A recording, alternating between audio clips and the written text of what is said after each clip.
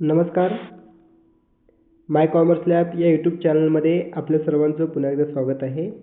विद्यार्थी मित्रांनो, आजच्या व्हिडिओमध्ये आपण सोलापूर विद्यापीठाच्या BCom third year semester 6 BRF या विषयाचं मागील वर्षाची जी प्रश्नपत्रिका आहे त्याचं विश्लेषण आपण आजच्या या व्हिडिओमध्ये बघणार आहे.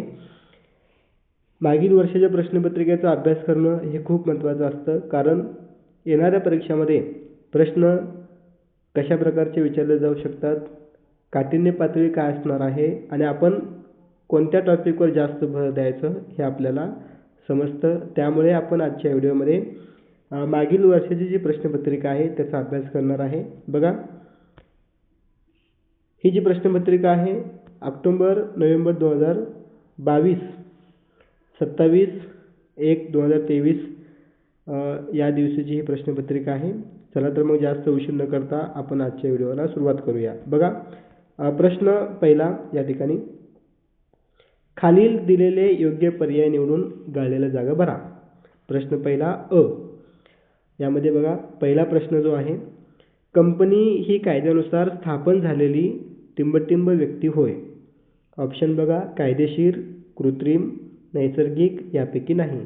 तर विद्यार्थी मित्रांनो लक्षात घ्या, कंपनी कायदा 2013 नुसार कंपनी ही स्थापना होत असते आणि म्हणून कायदेशीर स्थापन झाल्यामुळे ती एक कायदेशीर कृत्रिम व्यक्ती असते. म्हणून या प्रश्नाचं उत्तर आहे ऑप्शन बी, कृत्रिम व्यक्ती होय. आर्टिफिशियल पर्सन आपण ज्याला म्हणतो. कंपनी हे कायद्यानुसार स्थापन झालेले असते, त्याला स्वतःचं एक नाममुद्रा असतं, त्यामुळं त्याला आपण कायदेशीर कृत्रिम व्यक्ती असं म्हणतो. पुढे बघा, प्रश्न क्रमांक दुसरा, प्रतिभूतीची नोंदणी करणे हे टिंबटिंबचे कार्य आहे. SBI, RBI, SEBI आणि BPCL. तर या प्रश्नाचं बरोबर उत्तर आहे, हे जे प्रश्न आहे SEBI कायदा 1992 ह्या टॉपिकवर आधारित आहे. म्हणून या प्रश्नाचं उत्तर आहे SEBI, कारण SEBI संस्था ही भाग बाजारावर नियंत्रण ठेवणारी संस्था आहे. म्हणून या प्रश्नाचं योग्य उत्तर आहे SEBI. पुढे बघा, प्रश्न क्रमांक 3, टिंबटिंब म्हणजे कंपनीच्या अंतर्गत व्यवस्थापनेसाठी नियम, कायदे आणि उपकायदे होय. यामध्ये माहितीपत्रक, घटनापत्रक, नियमावली आणि वरील सर्व. तर बघा, कंपनीचे जे नियम असतात ते सर्व नियम कंपनीच्या नियमावलीमध्ये स्पष्ट नमूद केले जातात. म्हणून या प्रश्नाचं योग्य उत्तर आहे ऑप्शन क्रमांक सी, नियमावली. पुढे बघा, प्रश्न क्रमांक 4. प्रश्न क्रमांक 4 बघा, व्यापाऱ्याचे अनुचित व्यापार प्रकार, वस्तुता दोष, सेवेत न्यूनता इत्यादी बाबत तक्रारकर्त्याने केलेले लिखित आरोप म्हणजे तक्रार होय. बघा, ऑप्शन बघायची पण गरज लागणार नाही आपल्याला या ठिकाणी. तक्रारकर्त्याने जर तक्रार केली असेल, आरोप लावला असेल तर त्याला आपण काय म्हणतो, तक्रार असं म्हणतो. ग्राहक संरक्षण कायदा 2019 या टॉपिकवर आधारित हा प्रश्न आहे. पुढे बघा, प्रश्न क्रमांक 5, टिंबटिंबला चिरंतन अस्तित्व असते. भागीदारी संस्था, संघटना, कंपनी आणि वरीलपैकी सर्व. तर विद्यार्थी मित्रांनो ह्या ठिकाणी बघा, कंपनी कायदा 2013 नुसार कंपनीला चिरंतन अस्तित्व असते. म्हणजेच काय, त्यातील एखादा भागधारक मेला, मृत्यू पावला, वेडा झाला किंवा तो सोडून गेला तर ती कंपनी बंद पडत नाही. बरोबर आहे, ती कंपनी बंद पडत नाही, ती कायमस्वरूपी चालू असते. म्हणून कंपनीला चिरंतन अस्तित्व असते. ऑप्शन क्रमांक सी, कंपनी. भागीदारी संस्थेमध्ये कसं असतं, एखादा भागीदार मेला असेल किंवा काही अडचण झाली असेल तर त्यावेळेस ती कंपनी बंद पडू शकते, भागीदारी संस्था बंद पडू शकते. त्यामुळे ते प्रश्न त्याचं उत्तर येत नाही आहे. पुढे बघा, 6वा प्रश्न, केंद्रीय दक्षता आयोग टिंबटिंब साली पारित झाला. CVC ॲक्ट हा जो कायदा आहे तो कायदा 2003 साली लागू झाला आहे. म्हणून त्या प्रश्नाचं बरोबर उत्तर आहे 2003, केंद्रीय दक्षता आयोग कायदा 2003. पुढे बघा, प्रश्न क्रमांक 7. प्रश्न क्रमांक 7 बघा,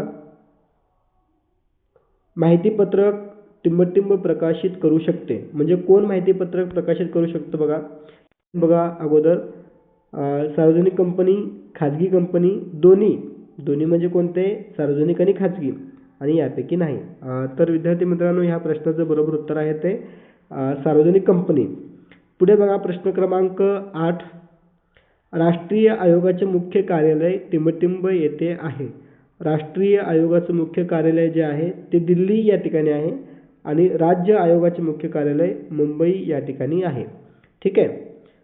पुढे बघा पुन्हा एकदा हा जो प्रश्न आहे तो ग्राहक संरक्षण कायदा 2019 या टॉपिकवर आधारित आहे. पुढे बघा प्रश्न क्रमांक 1 मधला ब. 4 मार्कासाठी हा प्रश्न आहे एकूण आणि 2 प्रश्न तुम्हाला या ठिकाणी विचारले. फक्त संकल्पना स्पष्ट करायचं आहे.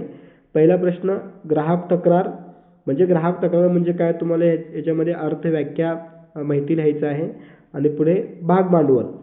ठीक आहे. प्रश्न क्रमांक 2 हे 6 मार्कासाठी आहे. एकूण 3 प्रश्न आहेत आणि कोणतेही 2 लिहायचं आहे. 3 मार्कासाठी 1 प्रश्न असणार आहे. ठीक आहे.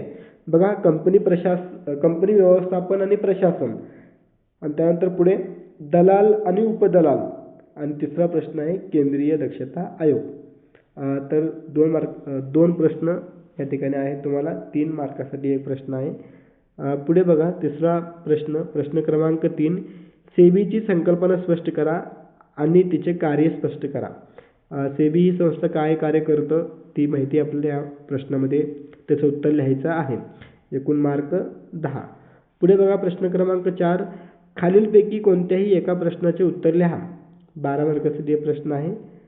कंपनी संकल्पना स्पष्ट करून कंपनीचे वैशिष्ट्ये लिहा किंवा ग्राहक तक्रार निवारण माध्यमे स्पष्ट करा, जसं की जिल्हा मंच, राज्य आयोग आणि राष्ट्रीय आयोग. तर विद्यार्थी मित्रांनो, अशा पद्धतीने आजच्या व्हिडिओमध्ये आपण BRF BCom 3rd सेमिस्टर 6 या विद्यार्थ्यांसाठी मागील वर्षाची प्रश्नपत्रिका याचे विश्लेषण आपण या व्हिडिओमध्ये बघितलात. व्हिडिओ आवडल्यास व्हिडिओ लाईक करा आणि आपल्या जास्तीत जास्त BComच्या विद्यार्थ्यांपर्यंत हा व्हिडिओ पोहोचवा, शेअर करा. आणि आपण जर या चॅनलवर नवीन असाल, अजून देखील सबस्क्राईब केलं नसाल तर आपल्या चॅनलला सबस्क्राईब करा. त्याचबरोबर बेल आयकॉनला क्लिक करा जेणेकरून पुढील व्हिडिओचे नोटिफिकेशन आपल्यापर्यंत पोहोचतील. चला तर मग आता आपण या ठिकाणी थांबूया. सर्वांचे मनपूर्वक धन्यवाद.